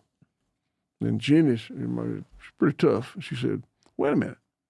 You just showed all these new customers you got, and you're going to buy the same amount of product. Where are you getting it? Because there aren't that many large grass-fed beef producers left in this country. Mm-hmm. And they didn't say anything. And she just sat there and waited. And she said, are you importing grass-fed beef? And they didn't say anything. And finally one of them said, yeah, okay, we import a little bit. So why hadn't we talked about this before? Mm-hmm. Wow. And I can tell you the name. Because they're chasing that name, grass-fed beef, not chasing the what the implications are. They let the assumption be it's American. Yeah, I mean, they are an American. It's got a very American name, headquartered in Texas. It's a very. Got it. Do you worry that the whole thing's going to go kaput and someone's going to have to go back the other direction? It's going. Yes, and I worry about it a lot, and I really think we're okay. I mean, White Oak, we've been doing it longer than the others. We started 25 years ago. We sell $25 million worth of stuff a year. We're vertically integrated. We're not doing very well, but it's okay. We got some debt, but we got a lot of assets, and I think we gonna be okay. I got friends and people I care a lot about that it has not been okay, and that bothers me a lot. I thought not day one. Day one, I just wanted to raise cows different, but at some point in that journey, I came to believe that I was an early innovator that was helping figure out a better way to produce at least beef, maybe meat in general, but at least beef. And I liked that. I wasn't living for it, but I liked it. It hadn't worked out that way. And I changed. I went from, I've never been a salesman. I've never tried to talk people into changing up. But if somebody came to see me and said, I'm thinking about going in the grass-fed beef business, I said, get in the Jeep. Come on, I'll show you something. And I show them and kind of promote it. And I consciously made the decision, I got to quit doing that. Because people got in trouble. And it could happen with us, but we're in, I think we'll be all right. Now, enough I allowed 2 daughters to come back and have babies on the farm. So I thought, if you're in business for yourself, I know this is going to be fine. That doesn't happen. You know what the sad part is? There'd be a bunch of people happy if it didn't work. Because they're sitting there and it's like, man, this is kind of challenging. Here he is talking about a bunch of stuff I'd rather not talk about. Making us, people questioning assumptions. And then if it didn't work, they'd be like, ha, good. You're right. Because that was getting uncomfortable. And of course, the large multinational meat processors are so big and so powerful, and we're, they're not worried about how much I sell. They spill more than I sell. Yeah, but they don't want people asking the questions. And we talk a lot about how we do it. And it used to be better not have to talk about that. So. And they've done such a great job. Again, that term greenwashing, I didn't come up with it, but I use it a lot because it very accurately depicts what happens in the marketplace. Years ago, I had we were interviewing a bison producer, and that's kind of in the West, that's a little bit of a touchy subject, like beef versus bison. And he's talking about a lot of the heat they get, the cattle end of things. And he had an interesting statistic where he's like, man, there's 2 million cows in this state. I got 4,000 buffalo. But the amount of the focus on that is like let's just look at the numbers for a minute here. I don't have that prejudice, but I got 150 something miles of fence on my farm because we got it cross fenced into 30-acre paddocks. So it's not just. And I used to be the president of the American Grass-Fed Association way back a long time ago, and the bison producers in there, and those poor folks couldn't hardly give away bison. But I started testing one time on a grill and seeing other things. I said, I believe this bison thing might be all right. And I was adding those other species. I said, maybe I'll add bison. So there's a guy in Alabama had a herd of bison he wanted to sell. I rode up there by myself one Sunday afternoon, and I didn't want to talk to him. I wanted to look at him. And I sat there and looked at those bison. And I looked at that fence he had. Looked like something from a prison. Yeah. And I said, I'm too old to start building 150-something miles of fence. I still owe money from the first time I built this. I can't start back over again. It reminded me of going seeing Daddy. Not really. Well, man, I do. One, I hope your book does good. A bold return. I want to make sure I get the title right. I want to get the subtitle. A bold return to giving a damn. One farm, 6 generations in the future of food, by Will Harris from White Oak Pastures. I hope your book does good. Well, it's a really interesting. It's an interesting, informative read from someone who observes agriculture from the outside, and that's me, right? Like I spent a lot of time on farms and ranches. I have friends that farm and ranch, but I didn't. That's not how I grew up. I just grew up in proximity to it, so there's always more to learn. I think from a perspective of obviously consumers, we catch or shoot all the meat we eat, but most people in this country buy meat, so it's a great window into what you're buying, the history of what you're buying, what you're paying for when you buy it. Reading the book too, just when you're driving down the road and you're looking out the window and you're driving through farm country, you'll be like, oh, that's why that's that way. It's just, you learn a lot about food production, and then you also learn a lot about when you're looking at farms and ranches, how to kind of interpret what it is you're seeing, and when you're looking at those price discrepancies,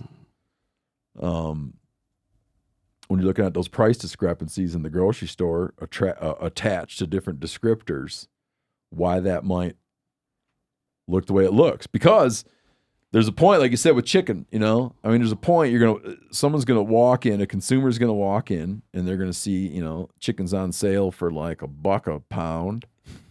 Or there's like, well, why is this hoser selling his chicken for $8 a pound or whatever the hell it is? I'm not telling you, I don't know how you're going to break on that buying decision, but at least you won't feel like it's robbery. You'll feel like, oh, that's where that money goes. Like, that's why that's that way. Well, there's a lot wrong with the way we produce food in this country, sadly. And I was part of that. My dad was part of the leadership, and made the decision to go another way, and have really been pleased with the results.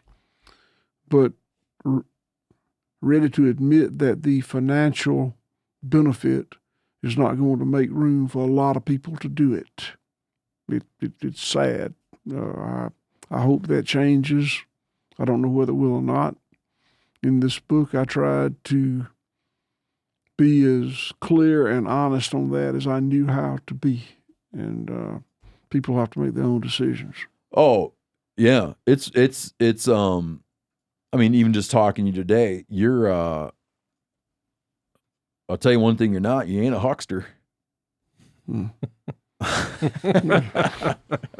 Thank you. Like, you seem pretty open to the trade-offs. Yeah. You're not, but I think that if we had more time, I think we would get into, and probably good just touch on it for a minute. I mean, there's also a gamble here. And you explain that when people look at regenerative agriculture, or organic agriculture, whatever, and you can make the claim like, well, how are you going to feed 8 billion people on that? And you raise some questions like, I don't know that we should feed 8 billion people. And the earth has, it's not debatable, the earth has a carrying capacity. There's a point at which the earth will not support some number. Correct. And there's going to be a limiting factor on how many people the earth can feed. If it winds up being that the limiting factor is acreage, industrialized farming is going to be the way to go. If the limiting factor winds up being soil, water, on and on and on, we're going to have to rethink shit. No. You know, it's just like what is going to be the thing we run out of? Yeah. You know, there's so many losers in the food production system that we have now. I've been criticized for being critical of other farmers, and I really don't intend to be. They came up in an industrial food production system and embraced it and got good at it and have taken a risk, and that's the way they produce food, and they see nothing wrong with it, and I didn't either. But there are downsides, and there are risks, and there are problems with it, and they're environmental. You know, I don't even talk about health and safety and all that. I talk about the things I know about, which are environmental, animal welfare, and the rural economy. And the way we've been producing food since World War II has been devastating in those three areas. Some other things too, but I don't get into that. That's not my expertise. So, you know, should we produce food differently? I think we should. Are we going to? I think we are sooner or later. It's going to be forced on us at some point. I don't know how bad it's got to get. You know,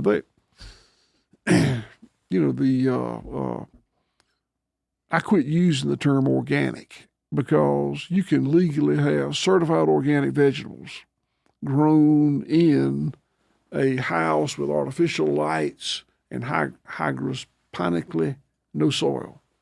It's certified organic. Now, there's a lot wrong with that. And we could go down a whole long list of things that we do that are, I think, disingenuous and wrong and damaging and unhealthy, ... But until the consumer decides to change it, change won't come from the government. Change won't come from big multinational corporations. Change won't come from land-grant universities. I can give you a bunch of other places change won't come from. The USDA. USDA. If change occurs, it'll be because of consumers, and it won't happen with consumers until things get really bad. The food costs more. I mean, my food costs more. I hate that.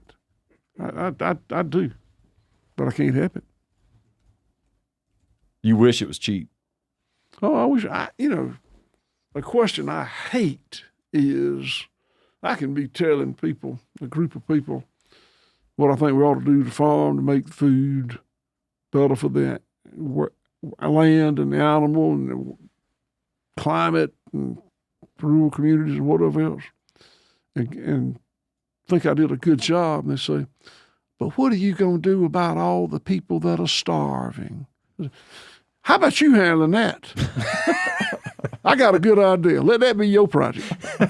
I'll correct it a bunch of stuff. You take that one. I don't know. And I'm as sensitive about people being hungry as anybody else. But the fact is, I simply don't have that answer. I wrote down all the answers I had in this book, and it's a great start. Mm-hmm. But I can't solve world hunger, world peace either. Man, I hope it's a great book, but I hope you're keeping more detailed notes too, because if this all, if in 100 years, People are like, holy shit, we should have listened to that guy from Georgia. I hope he wrote something down. 18 inches of peanut shells, dead cow. Yeah, 18. I give you my word. I hadn't written much down. I promise you that. How to identify a dung beetle when you see one? Yeah. Well, thanks for coming on the show, and thanks for doing the book. Thank you for having me. I really enjoyed it. This is fun. You're gonna hate me because but what is the pub date? Last September. Last September. Mm-hmm. Scrub that out, Phil. I just wanted to make sure I had it right with available now. Oh yeah, it's very very available now. Yeah. Okay. Yeah. If you don't believe it, Available. Get it anywhere. Get anywhere books are sold. Bold return to giving a damn. One farm, 6 generations in the future of food. Will Harris. If you get into the acknowledgments, you'll see our good friend Mark Gerald listed in the acknowledgments. Mark's a good guy. But don't everybody go send to Mark your Proposals. Don't send them all your proposals. It's just I don't know if he digs around. You know, in publishing lingo, they call that the slush pile. and I don't know that I can't make any promises that he's going to dig around through his mail and find your stuff. So if you don't hear from him, it's not that it wasn't a good idea. It might just be that he never looked. All right, Will, thank you, man. And White Oak Pastures, they can go on your website, obviously, right? WhiteOakPastures.com. Make an order. Yes. They can go down there. They can look around. Please come. And they can tour the compost site. Absolutely. I might go in there and you might see me out there kicking through those peanut shells trying to find out what exactly is going on under there. Everybody wants to see it. And I tell you, it's beautiful. The grass is just high. I mean, it's Really? Yeah, it's great. A lot of possums. You know, He's gonna want to we've talked trap about there. that. If you keep it covered, it's incredible how few possums, bobcats, raccoons, very, very few. Well, yeah, if there's no Steve vultures, wants to uncover if it there's and no set up a vultures, trap. if there's no vultures, I'll believe it. But all right, thank you very much for coming on, and everybody go check out the book. Thank you. Thank you. Will. Sun is rising, light up the coast. We're making a stand all day. With a cold case of Lone Star, my old over-under, 700 second-hand plays. Run the dogs to the northwest corner of the creek if the water ain't down. When the season comes, we'll find someplace to hunt 'em. Lord, they're gonna miss this ground. We're selling the farm in the morning, all the woods and the fields and the fence. And I wish somebody could tell me in a way that it all made sense. Whoa, we're raising hell tonight, even if it's the very last time. So long to the good days. Cousin Ruby's been taking it hard. It's been 15 years since she cried. I hear old Bert Young, who looks after the land, went to sleep last night and he died.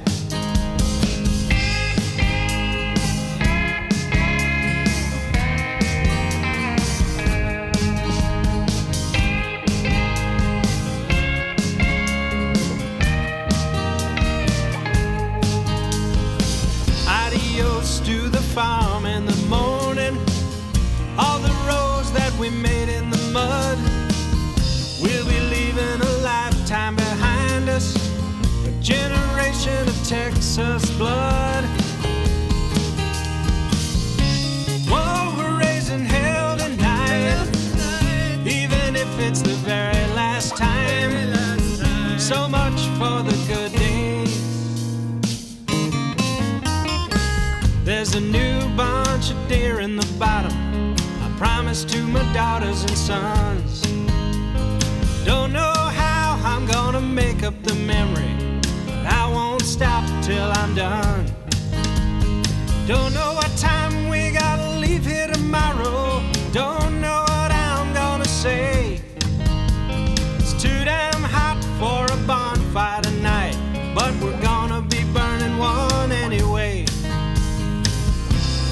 selling the farm in the morning. All the bucks and the snakes and the hogs. It's a world that's passing from memory, except in a couple of sad old songs. Whoa, we're raising hell tonight, even if it's the very